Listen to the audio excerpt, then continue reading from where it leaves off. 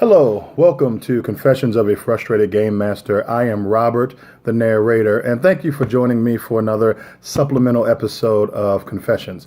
Well, I saw Star Wars The Last Jedi. I said I would do a review, so here we are. I'm going to do a quick review of the movie. Well, I guess I'll start it off by saying the Force was not strong with The Last Jedi. Let's start with the opening scene. So the movie opens with the First Order discovering the Resistance's base, and the Resistance is basically a sitting duck in orbit around the planet of the Resistance's base, and ships are coming up, evacuating from the planet to the transport that the Resistance has in orbit, and 4 or 5 First Order Star Destroyers show up to wipe out the Resistance. In this scene, we see Poe doing what he did in The Force Awakens, kind of making fun of Hux or the bad guys and being really funny, which I didn't have a problem with. He's facing down one of the 4 or 5 Star Destroyers that the First Order has there, the Dreadnought class Star Destroyer. He's trying to give his fellow Resistance fighters some more time, and it looks like the plan is to take out the surface cannons of the Dreadnought Star Destroyer so that bombers can come in and finish it off. Well, it seemed like a really important plan, but for some reason, they only sent one X-Wing to do it, Poe's X-Wing. I guess this is to show how much of a badass Poe is, which is a really weak excuse to kind of, for me at least, harm verisimilitude. The idea that one X-Wing can do the job of wiping out all of the surface cannons of what is supposed to be. I think it looks like they were trying to represent the Dreadnought as this massive Star Destroyer, larger than a regular Star Destroyer. But one X-Wing can take out all of the cannons. I know that that's a nitpick. But my next point, which really just threw verisimilitude out of the window for me, I think may not be a nitpick, though I haven't heard anyone else point this out. Excuse me. I think the thing that really made the opening scene fall short for me is, as I said, and if you think back, if you have seen the movie, 4 or 5 First Order Star Destroyers showed up to find the Resistance in a very vulnerable position. But if you remember, out of those 4 or 5 Star Destroyers, the only Star Destroyer that engaged was the Dreadnought. And I'm just sitting there thinking to myself, you know, the Resistance, the main Resistance transport is stuck in orbit. Ships are coming up from the planet, and only one out of 4 or 5 Star Destroyers are actually going to engage in this situation. It made no sense to me whatsoever. Hux's Star Destroyer didn't engage. The other Star Destroyers, I'm just thinking to myself, why are the other Star Destroyers just sitting there? They can take out the Resistance anytime they want to. So, and this breaking of verisimilitude continued throughout this entire, through this main through story of the Resistance trying to escape the First Order. And it just totally took me out of the movie and really kind of set me on on the wrong path for the movie. And this may fall under the nitpick category as well, but it just seemed really silly to me that such a resource-strapped military organization like the Resistance would throw away an entire bomber fleet to destroy one Star Destroyer of an enemy who I think from the fiction is not resource strapped. It just really didn't make any sense to me. I don't care how much of a bad boy badass they're trying to make Poe look like. It just I don't think you can be brash enough to make such an idiotic choice to lose your entire bomber fleet to take out one Star Destroyer.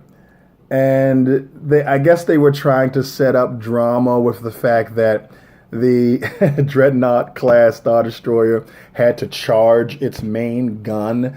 It's really weird that these Star Destroyers can move at light speed but can't design a weapon that can either be charged when they arrive or not have to charge up at all. I always thought from the fiction that Star Destroyers had enough firepower to take out a city with just, its regular weapons. You didn't need this Dreadnought class vehicle in order to do it. But, again, that may be somewhat of a nitpick, but not sticking to the fiction or not sticking to the rules of the universe. For me, it really takes me out of the universe or the world that I'm watching when they don't adhere to the world's own rules. So, that's kind of what I thought about the opening scene. The side quest of Rose and Finn really didn't move me at all. I think the initial meeting between Finn and Rose was really cute and really funny, but it's starting to get to me that Finn is in this movie as nothing but comic relief. He still hasn't learned his lessons from The Force Awakens. He's still running away and being a coward and being there for just comedy. And his character, his arc, really, it doesn't seem like he has an arc. So I was really disappointed with the side quest to the casino to get the code breaker, and their mission was pointless because it failed anyway. So that really didn't move me. Now, the thing that kind of did move me a little bit was the relationship or the conversations between Rey and Luke and Rey and Kylo Ren. I was not surprised by anything that happened in the movie. I keep hearing people review the movie and say that the story was really surprising to them, and I've seen the movie twice, and I'm still trying to figure out what was the big surprise. I guess everything was a surprise, but not because it was shocking, but just because I didn't have any knowledge of what the story was. I knew that it had to be a bad reason that Luke went and, put himself into exile. And the reason that he did it, I guess, kind of made sense to me. I don't think it was in line with the Luke that we know, but, their explanation of the Jedi being arrogant and actually being the cause of a lot of the bad stuff that happened in the universe, I guess they kind of made sense to me. But I really couldn't buy the idea of a hero like Luke, who was willing to sacrifice everything to redeem his father, who was personally responsible for the death of hundreds of thousands, tortured his sister, and willing to sacrifice his life to redeem his father, who is such a horrible person, would just even consider for a second to take the life of his sister's son because he sensed some darkness. I that part I can't buy. It really was kind of disappointing in that respect. I love the performances. I think when Luke was telling Rey to reach out to the Force and tickled her fingers with the reed, that was really funny. And I think Mark Hamill's performance was great. Daisy Ridley's performance was great. But and when when Luke drank the milk from the alien creature and looked at Rey like, "Hey, this is my life," and she turns away, that was kind of funny. But yeah, the R2 the interaction with R2 was incredibly touching to me, and I found, though, of course, derivative from Empire, the dark side of the Force hole that was on the island, that kind of really drove home for me where Rey is. You know, she's alone. She says that to Kylo. I've never felt more alone, where what the hole showed her was, you know, essentially, you are your parents, because your parents are nothing to the world, and they really are nothing to you.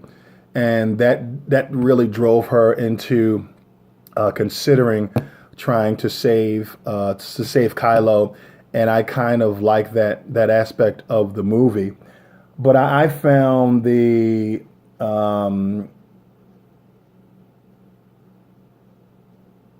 middle act out of all three acts to be the best, and that's not saying much, because I really think most of this movie was a horrific dumpster fire.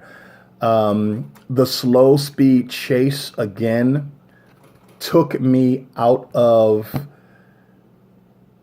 immersion, because of the things that I know and I think the filmmakers should know about this universe. I guess it's realistic that a smaller, lighter vessel can stay at distance. I don't know. I'm not an expert on space travel or Navy strategies, but I guess that makes sense that a smaller, lighter star vessel could outpace a larger like star destroyers. I guess so, but even though that may be realistic, the slow speed 18-hour chase, at least in movie time, doesn't make for an exciting chase. I mean, come on. Just, I was wondering to myself, why don't the Star Destroyers do a short light speed jump to in front and cut the resistance off? And again, it may seem like a nitpick, but again, this universe has rules that they have established over 6 movies. I guess the 6 movies are the only thing that is canon in some of the cartoons. And this movie constantly flouted those rules. And overall, The Force Awakens and The Last Jedi has really left me cold, because it has really, really been a downer. It's almost like J.J. Abrams and Rian Johnson were given the instructions to, destroy the past, tear it all down, like Kylo Ren said, because I'm looking at it and there's no longer a Rebel Alliance. There's no longer a Republic. There's no longer an Empire, only fragments, and they renamed that. Han is dead. Luke is dead. The Resistance is destroyed. The Jedi Order is destroyed.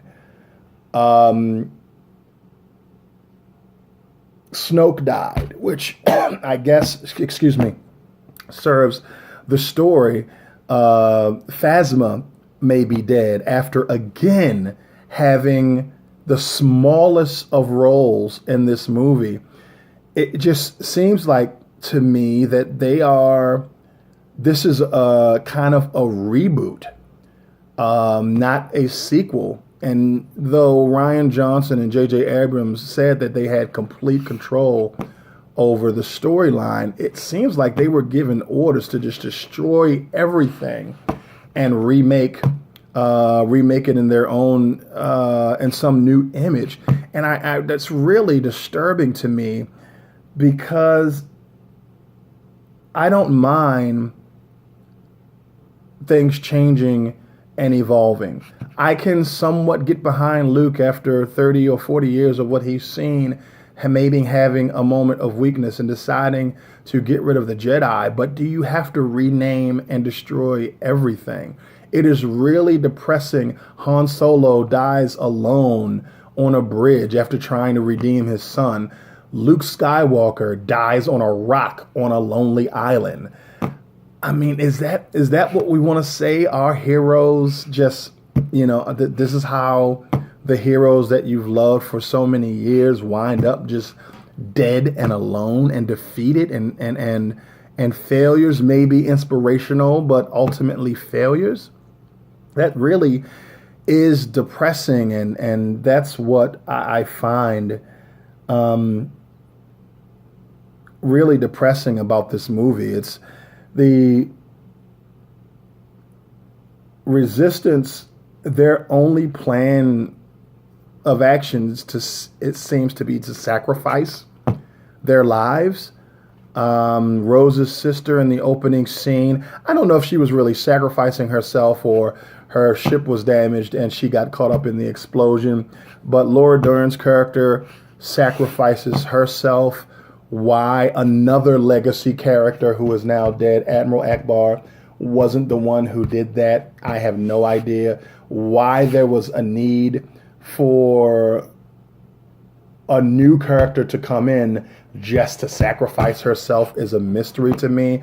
It kind of shows it seems like a level of disrespect for Star Wars to me, for new characters to come in to sacrifice themselves and to just murder legacy characters who could have done these things. If the Resistance is basically are suicide bombers, why not have a familiar character do it? Why bring in Laura Dern to just commit suicide?